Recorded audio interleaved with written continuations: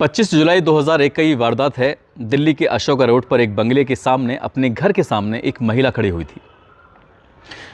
वो महिला इससे पहले कि कुछ समझ पाती, 3 नकाबपोश उसके सामने आते हैं और ताबड़तोड़ उस पर गोलियां बरसा देते हैं। जैसे ही उस महिला को गोली लगती है, महिला ज़मीन पर गिर जाती है और वो तीनों के तीनों लोग जो नकाब में थे 800 मारुति कार में बैठते हैं और वहाँ से फ़रार हो जाते हैं, भाग जाते हैं। गोली की आवाज़ सुनने के बाद वहाँ आसपास के कुछ लोग खड़े हुए थे, उन्होंने उस महिला को उठाया और सीधा राम मनोहर लोहिया हॉस्पिटल लेके जाते हैं। वहाँ जाके उपचार के लिए जब भर्ती कराया जाता है तो डॉक्टर आकर कहते हैं कि हमें माफ़ कर देना, हम इन्हें बचा नहीं सके। दरअसल अगले दिन अखबार में खबर छपती है कि मिर्ज़ापुर की सांसद फूलन देवी, जिसको बैंडिट क्वीन के नाम से भी जानते थे, जिसको दस्यु सुंदरी के नाम से भी जाना जाता है, वो महिला अब इस दुनिया में नहीं रही। और एक बहुत बड़ा सवाल खड़ा हो चुका था कि आखिरकार वो 3 नकाबपोश कौन थे, किसने इस सांसद को मारा है, किसने दस्यु सुंदरी फूलन देवी को मारा है। ठीक 2 दिन के बाद देहरादून के एक पुलिस स्टेशन में एक 25 साल का युवा पहुंचता है, जो कि अपना नाम बताता है पंकज सिंह राणा उर्फ शेर सिंह राणा। और वो जो बात पुलिस के सामने कहानी बताता है, उसको सुनने के बाद हर किसी के रोंगटे खड़े हो जाते हैं। एक कातिल जिसने एक सांसद को मारा है, जाहिर सी बात है जब मामला कोर्ट में जाएगा, अदालत में जाएगा, तो अदालत उसको कम से कम फांसी की सज़ा सुनाएगी। इससे ज़्यादा बढ़कर कोई सज़ा हो ही नहीं सकती। उसको गिरफ्तार कर लिया जाता है, लेकिन बजाय उसको फांसी लगने के, बजाय उसको कातिल कहने के, बजाय उसको बुरा कहने के, आज वो करोड़ों युवाओं का हीरो है। भारत का उसे हीरो के नाम से जाना जाता है। उस पर बॉलीवुड की एक बड़ी फिल्म भी आने वाली है, जो बहुत जल्दी रिलीज़ भी होगी। एक विलेन से वो हीरो कैसे बना, यही अपना आप में एक बड़ी कहानी है। इसको जानने के लिए, इसको समझने के लिए आपको अंत तक बना रहना पड़ेगा। आज की जो सच्ची घटना मैं आपको सुनाने जा रहा हूँ, ये सच्ची घटना है राष्ट्रीय राजधानी क्षेत्र दिल्ली की। दिल्ली में सांसद फूलन देवी की हत्या करने वाला एक युवक, जिसकी उम्र 25 साल थी, जिसका जन्म 17 मई 1976 को रुड़की में हुआ था। वो लड़का जब देहरादून के एक पुलिस स्टेशन में जाता है, जाकर कहता है कि मैंने इसलिए, यानी कि इसलिए नहीं, बहमई एक जगह है, उस बहमई में 22 ठाकुरों को लाइन से खड़ा करके इसी फूलन देवी ने गोलियों से भून दिया था। इसके बाद से फूलन देवी भी चर्चाओं में आ गई थी और फूलन देवी को मारने के बाद, उसकी हत्या करने के बाद ये युवा भी, ये लड़का भी कहीं ना कहीं चर्चा में आ गया था। और इसको सीधे लेके जाया जाता है देहरादून से दिल्ली की तिहाड़ जेल में। कहा जाता है कि जब ये दिल्ली की तिहाड़ जेल में जा रहा था तो कहता है कि मैं ज़्यादा दिन यहाँ पर टिक नहीं पाऊँगा, तुम मुझे रोक नहीं पाओगे। ये उस जेल की बात कर रहा है जिस जेल को भारत की सबसे हाईटेक जेल के रूप में माना जाता है, जिस जेल में कोई परिंदा भी पर नहीं मार सकता। उस जेल से ये भागने की बात करता है। और ये इस सपने को जिसने पाला हुआ था, इसको साकार करने में 2 साल का समय लग जाता है। जब 2 साल जेल में रहता है, वहाँ समझ जाता है कि जो उसने हत्या की है, उस हत्या के जुर्म में उसे कम से कम फांसी की सज़ा हो जाएगी और वो फिर इस दुनिया में बच नहीं पाएगा। हालांकि इसी बीच में वो लड़का लाइब्रेरी में अच्छा खासा वक्त बिताया करता था और अच्छा खासा वक्त बिताने पर कई किताबें भी पढ़ा करता था। और किताब में पढ़ते पढ़ते एक दिन उसने कुछ ऐसा पढ़ लिया जिसके अंदर कुछ उसके मन में एक बात घर कर गई। उसने सोचा कि मर तो मैं गया ही हूँ, लेकिन कुछ ऐसा करके जाऊँगा जिससे पूरी दुनिया, पूरा हिंदुस्तान, पूरा इंडिया, यहाँ का हर एक बच्चा उसको हमेशा हमेशा मरते दम तक याद रखे। मगर वो सलाखों के पीछे था, इसलिए करता भी तो क्या करता। यहाँ उसकी दोस्ती हो जाती है एक गैंगस्टर संदीप ठाकुर से, और संदीप ठाकुर से कहता है कि मुझे यहाँ से निकलना है और तुम मेरी यहाँ से निकलने में मदद कर सकते हो। संदीप ठाकुर यहाँ से जेल से बाहर निकल जाता है, क्योंकि उसकी जेल में रहने की जो मियाद थी वो पूरी हो चुकी थी। लेकिन संदीप ठाकुर अब शेर सिंह राणा से मिलने के लिए, शेर सिंह राणा उसका बात का नाम है, बचपन का नाम उसका पंकज राणा हुआ करता था।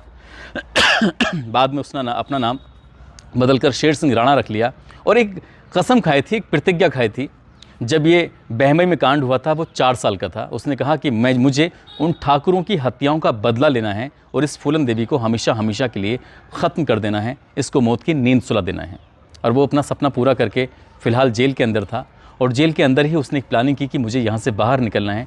और बाहर निकलने में कोई और नहीं बल्कि गैंगस्टर संदीप ठाकुर, उसका दोस्त, वो मदद करने लगता है। बीच बीच में कभी कभी वो वकील के भेष में आने लगता है। संदीप ठाकुर भेष बदलने में बड़ा माहिर था। और एक दिन ऐसा भी आता है, और वो दिन होता है 17 फरवरी 2004। ये 2004 17 फरवरी का वो दिन देहरादून से यानी कि उत्तराखंड से एक टीम चलती है दिल्ली तिहाड़ जेल में शेर सिंह राणा को पेशी पर लाने के लिए, अदालत में पेश करने के लिए। और जैसे ही वो टीम जाती है, टीम में 3 सदस्य होते हैं। टीम को जाना था 17 फरवरी 2004 की सुबह लगभग 8 बजे के आसपास, लेकिन 8 बजे से पहले ही 7 बजे पहले ही एक और टीम पहुंच जाती है। सारे कागजात जो कोर्ट के कागजात थे वो सब कुछ ऐसे तैयार करके लेके आते हैं जैसे कि सब कुछ ओरिजिनल था। ना तो कागज़ ओरिजिनल थे, ना पुलिस ओरिजिनल थी, और ना ही कोर्ट के वो आदेश ओरिजिनल थे। मगर तिहाड़ जेल के बड़े बड़े ऑफिसर भी गच्चा खा जाते हैं, और वो जब कागज़ तिहाड़ जेल में जब ऑफिसरों को पेश किए जाते हैं तो उससे पता चलता है कागज़ों को देखने के बाद कि आज शेर सिंह राणा की उत्तराखंड की कोर्ट में पेशी है। और उसको यहाँ एक सिपाही के भरोसे उसको दे दिया जाता है, उसके हाथ में हथकड़ी लगाकर, और साथ में दिए जाते हैं 40 रुपये, ताकि रास्ते में कहीं मौका मिले तो इसको ये खाना भी खिला दिया जाएगा। ये टीम यहाँ से चली जाती है। इस टीम के जाने के बाद लगभग 1 घंटे बाद यानी कि 8 बजे सुबह के, एक टीम जो अब असली वाली टीम है, जब वो आती है और आकर कहती है कि हम शेर सिंह राणा को पेशी के लिए लेने के लिए आए हैं, तो तिहाड़ जेल के हर एक अफसर की सांसें फूल जाती हैं। वो सोचने पर मजबूर होते हैं कि आखिरकार अभी 1 घंटे पहले जो आए थे वो कौन थे। वो नकली पुलिस थी, नकली ऑर्डर थे, सब कुछ नकली था, और नकली लोगों ने एक असली आरोपी, असली कातिल यानी कि शेर सिंह राणा को वहाँ से बाहर निकाल लिया। वायरलेस हो जाता है, चारों तरफ हंगामा खड़ा हो जाता है, पुलिस अब उन्हें ढूंढने लगती है। अब दिल्ली बहुत बड़ी है, दिल्ली में किसको कौन तलाश कर पाएगा, वो भी इतना आसान नहीं था। ये सीधे तीनों लोग पहुंच जाते हैं, यानी कि 3 तो पहले थे, ये शेर सिंह राणा सहित चारों लोग पहुंच जाते हैं कश्मीरी गेट। अब यहाँ कश्मीरी गेट पहुँचने पर सिर्फ 2 जने रहते हैं, संदीप ठाकुर और साथ में जो उसका दोस्त है शेर सिंह राणा। यहाँ से वो गाज़ियाबाद की बस पकड़ते हैं, और गाज़ियाबाद की बस पकड़ने के बाद सीधा चले जाते हैं मुरादाबाद। गाज़ियाबाद में संदीप ठाकुर रुक जाता है। अब मुरादाबाद में सिर्फ अकेला कोई जाता है तो शेर सिंह राणा जाता है, और शेर सिंह राणा जाने के बाद अपने रिश्तेदारों से संपर्क करने की कोशिश करता है कि मुझे अब हिंदुस्तान में नहीं रहना है, मुझे यहाँ से विदेश जाना है, यहाँ से भागना है, ताकि पुलिस उसे कहीं पकड़ ना ले। इसके लिए उसने अपने रिश्तेदारों से, परिचितों से संपर्क करने की कोशिश की, और उसने कहा कि मुझे कुछ रुपए चाहिए। रुपए लाने में और पासपोर्ट बनवाने में उसे लगभग 2 महीने का समय लग जाता है, और 1 लाख रुपए का इंतज़ाम भी होता है। 1 लाख रुपए का इंतज़ाम होते ही वो सीधा रांची के माध्यम रांची होते हुए सीधा पहुंच जाता है कलकत्ता, और वहां जाकर एक पासपोर्ट बनवाता है दिल्ली के किसी एसीपी का। जो पुलिस डिपार्टमेंट से ताल्लुक़ रखने वाला एसीपी था, उसी के नाम से एक फर्जी तरीके से पासपोर्ट बनवाया जाता है, और उस पासपोर्ट पर नाम, पता, सब कुछ एसीपी का होता है, जो कि ओरिजिनल होता है, लेकिन चेहरा जो होता है वो शेर सिंह राणा का होता है। अब शेर सिंह राणा यहाँ से कलकत्ता से सीधे फ़्लाइट के थ्रू पहुँच जाते हैं बांग्लादेश, और बांग्लादेश में लगभग 2 साल रहते हैं, क्योंकि तिहाड़ जेल में रहते हुए उन्हें एक किताब पढ़ी थी, एक कहानी पढ़ी थी, किस्सा पढ़ा था, और एक मामला जो बहुत ज़्यादा हाईलाइट हुआ था वो पढ़ा था। उसको पढ़ने के बाद उसने कसम खाई थी, दूसरी, पहली कसम तो वो पूरी कर चुके थे, दूसरी कसम थी 11वीं सदी के हिंदू सम्राट पृथ्वीराज चौहान की जो अस्थियां थीं वो अफ़गानिस्तान की गजनी में कहीं ना कहीं उनके साथ अपमान हो रहा था, उनको अपमानित किया जा रहा था। और इस अपमान के बारे में पता चलता है जब विदेश मंत्री रहे थे जसवंत सिंह, जब वो कंधार में प्लेन हाईजैक होता है, उस प्लेन हाईजैक के जिन 3 आतंकवादियों को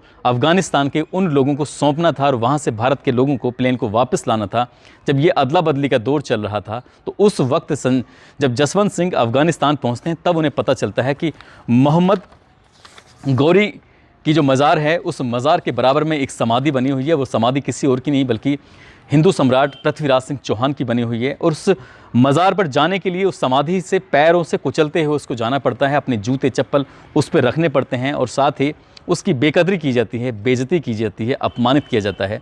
ये बात खुद जसवंत सिंह ने भारत के संसद में भी बोली थी, लेकिन भारत की सरकार कुछ भी नहीं कर पाई। उस समाधि को लाने के लिए कोई संकल्प ना लिया, ना कोई कोशिश नहीं की थी। कोशिश करते तो शायद ले आते, लेकिन उनके लिए शायद वो बेकार की चीज़ थी। लेकिन बेकार की चीज़ एक व्यक्ति के लिए नहीं थी, और वो थे शेर सिंह राणा। शेर सिंह राणा 2 साल तक वहाँ रहते हैं, यानी कि बांग्लादेश में रहते हैं, और उसके बाद प्रण तो कर ही लिया था, यहाँ से सीधा फ़्लाइट के माध्यम से पहुँच जाते हैं दुबई, और दुबई से पहुँच जाते हैं सीधा अफ़गानिस्तान काबुल होते हुए, और उसी गजनी शहर में पहुंच जाते हैं जिस गजनी शहर के अंदर मोहम्मद गौरी की वो मज़ार बनी हुई थी। और मज़ार के ठीक बाहर उन्होंने अपनी आंखों से देखा, उसे अपने कैमरे में कैद किया, और लगभग 33 मिनट की एक वीडियो तैयार की, और उस समाधि को खोदकर उसमें से जो अस्थियां थी निकाल कर उसे अपने एक पाक से बर्तन में लेकर और सीधा हिंदुस्तान के लिए वो रवाना होते हैं और उसमें लग जाते हैं कई साल। यानी कि सन 2006 के ये वाक़या है जब उसी ACP का पासपोर्ट रिन्यूअल कराने के लिए उन्हें कलकत्ता में आना पड़ता था। कलकत्ता में पता चल गया था पुलिस को और भारत की कुछ एजेंसियों को कि शेर सिंह राणा बांग्लादेश से होता हुआ ये कलकत्ता पहुंचेगा और कलकत्ता में अपना उस पासपोर्ट का रिन्यूअल कराएगा। जैसे ये गेस्ट हाउस में बैठा हुआ था, शेर सिंह राणा को पुलिस दबोच लेती है और पकड़ के सीधा तिहाड़ जेल लेके आती है। अब तिहाड़ जेल जब लाया जाता है शेर सिंह राणा को, तो वो 2 साल जो फरारी के थे, उस फरारी के बीच में जो काम किया था, एक ऐसा काम जो अच्छे बिरला नहीं कर सकते, एक ऐसा काम जो एक युवा ने तालिबानियों से टक्कर ले ली, एक ऐसा काम जो अफगानिस्तान की जड़ में जाकर उसके अंदर जाकर पृथ्वीराज सिंह चौहान की अस्थियों को वापस लेके आ जाते हैं। जब ये किस्सा उन्होंने सुनाया और ये किस्सा जब अखबारों में छपता है तो कहीं ना कहीं फूलन देवी की हत्या का मुद्दा दब जाता है और पृथ्वीराज सिंह चौहान का मुद्दा उठ जाता है।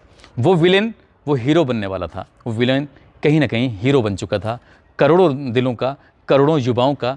अब उसकी गाथा गाने लगी, अब उसके किस्से कहीं ना कहीं सुनाए जाने लगे, मगर वो जेल जा चुका था और जेल जाने के बाद उसको भारत सरकार की तरफ से, यानी कि अगर हम बात करें 14 अगस्त 2014 को फूलन देवी हत्याकांड में उसको उम्र कैद की सज़ा सुनाई गई, साथ ही 1 लाख रुपए अर्थदंड की भी सज़ा सुनाई गई। यानी कि 1 लाख रुपए जमा करने थे और पूरी ज़िंदगी यहाँ सलाखों के पीछे रहना था। सलाखों के पीछे रहते हुए ही सन 2012 में उन्होंने जो उत्तर प्रदेश से किसी स्थान से इलेक्शन भी लड़ा, लेकिन उन अस्थियों का जो बताते हैं कि उन अस्थियों को ले जाकर उन्होंने गाज़ियाबाद के पिलखुआ में एक मंदिर बनवाया है पृथ्वीराज चौहान का। ये सब हीरो बनने की उनकी गाथा हैं, उनकी कहानी है। आज न जाने कितने सोशल मीडिया पर, कितनी जगहों पर उनकी इस बात की चर्चा होती है। जब शेर सिंह राणा का नाम लिया जाता है तो युवा बड़े फ़ख्र के साथ उन्हें अपना हीरो मानने से गुरेज नहीं करते, इनकार नहीं करते, जबकि उन पर फूलन देवी की हत्या का आरोप जो लगा हुआ था। इसी बीच में सन 2016 में हाई कोर्ट में वो ज़मानत के लिए अर्ज़ी देते हैं और अर्ज़ी देने के बाद उनकी ज़मानत को स्वीकार कर लिया जाता है और वो बाहर निकलते हैं। और फिर एक मौका ऐसा भी आता है और वो मौका था उनकी शादी का। यानी कि मध्य प्रदेश के पूर्व विधायक राणा प्रताप सिंह की बेटी प्रतिमा राणा की शादी तय होती है इनसे, और शादी अभी हीरो बनने की एक और किस्सा इनका बाकी था, और वो था जब पूर्व विधायक अपनी बेटी की यानी कि प्रतिमा की शादी शेर सिंह राणा से करने की बात करते हैं तो साथ में कहते हैं कि 10 करोड़ 31 लाख रुपए इनको दहेज में दिया जाएगा। मगर सन 2018 में शादी हो रही थी और जब इस शादी का वक्त आता है तो कहते हैं कि मुझे कोई भी पैसे नहीं चाहिए, मैं सिर्फ चांदी के एक सिक्के से शादी करना चाहूँगा, जो चाहे उसकी कीमत कितनी भी हो, चांदी के एक सिक्के से शादी होती है। और ये बात भी अखबारों की सुर्खियाँ बन जाती है, ये बात भी सोशल मीडिया की सुर्खियाँ बन जाती है, और साथ ही सुर्खियाँ बनती है वो प्रतिमा राणा जिसने ये कसम खाई थी कि मैं शेर सिंह राणा से शादी करूँगी और ऐसे ही एक शेर सिंह राणा को जन्मूंगी ताकि वो भी भारत के इतिहास में कोई ना कोई इतिहास रचे।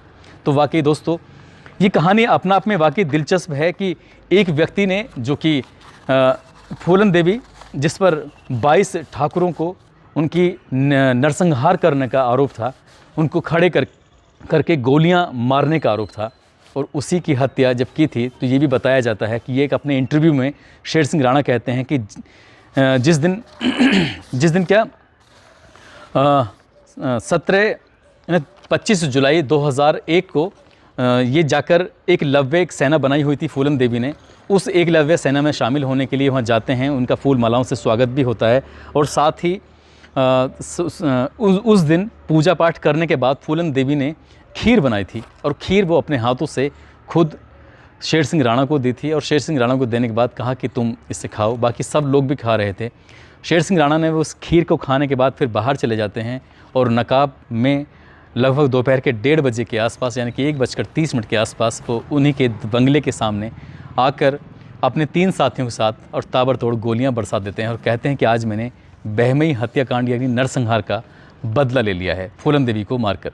इस बात को लेकर भी कहीं ना कहीं वो ठाकुर समाज में हीरो बन जाते हैं कि कोई ऐसा व्यक्ति भी है जिसने उन 22 ठाकुरों की हत्या का बदला लिया था। दोस्तों, इस कहानी को, इस किस्से को सुनाने का उद्देश्य किसी को परेशान करना नहीं है, किसी का दिल दुखाना नहीं है, बल्कि आपको जागरूक करना है, आपको सचेत करना है